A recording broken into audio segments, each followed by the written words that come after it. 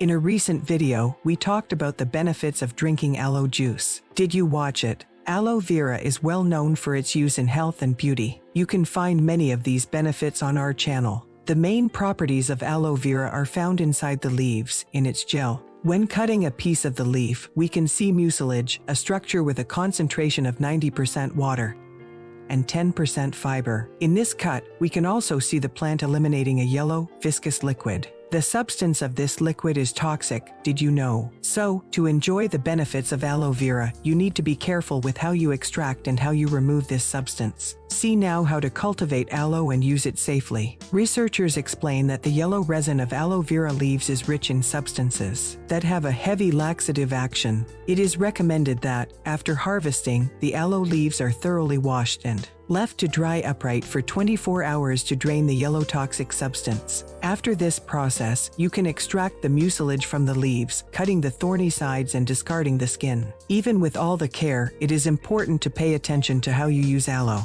After removing the excess of the substances and using only the gel, the strongest actives are eliminated. From the point of view of ingestion, experts say that a clean mucilage improves intestine functioning with a less aggressive process. Enjoying the video? Then give it a like and share it with your friends to help the channel. Aloe vera seedlings must be planted in pots or in the ground, in places with direct sunlight during the whole day. Since it spreads easily on soil, pay attention to see if the mother plant has surrounding sprouts that can hinder its development. Remove these sprouts by the root and plant them in other places. Lastly, let's see how to make aloe juice. To make it at home, cut the leaves from the plant and cut its sides. Next, wash the leaves and remove the yellow part since it irritates the stomach.